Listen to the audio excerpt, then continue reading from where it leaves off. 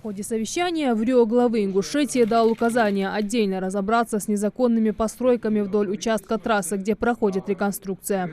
Договаривайтесь с людьми. Вот эта оценка, если будет, значит, если там есть какие-то понимания, тоже входите в положение тоже людей. Потому что они, это его дом, его участок. Но в то же время, чтобы это разумно было. Разумно было. Вторая часть вопроса, вот указание я дал, в части вот там дороги, это касается незаконных строений. Поэтому если какой-то причине, по нашей причине района, города, правительства, у них, то бишь у Автодора, возникнут вопросы, что они скажут, мы останавливаем работу потому что, или начнут там обходные там делать какие-то реляции, это затраты финансовые будут.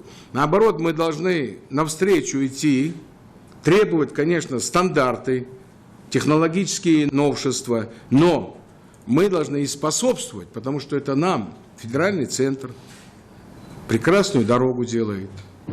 При этих обстоятельствах разберитесь, конкретно работайте с правительством, с главами.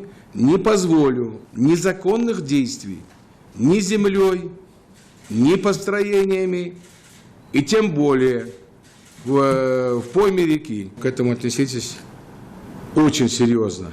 Я думаю, что эти замечания вы воспримете как прямое поручение и указание, и давайте будем помогать.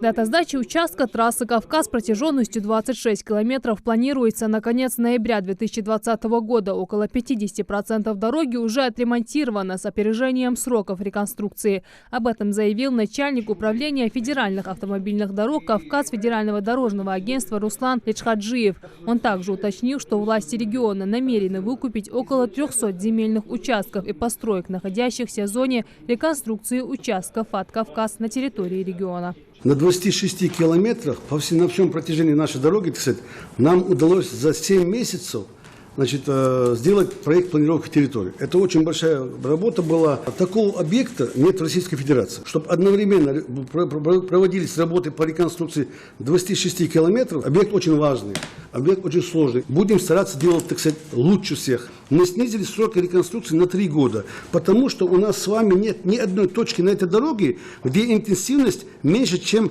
30 тысяч автомобилей в сутки. Махмуд Али Калиматов, в свою очередь, подчеркнул важность реконструкции участков АТ «Кавказ» Республики. По его словам, новая дорога существенно разгрузит автомобильный поток, что в свою очередь повлияет на снижение аварийности. Все применяемые материалы в строительстве трассы должны отвечать современным технологиям. На дороге необходимо обозначить габаритные и весовые ограничители. Кроме того, должны быть установлены гарантийные обязательства. Участок трассы «Кавказ» длиной 26 километров начали реконструировать в Ингушетии 13 сентября 2018 года.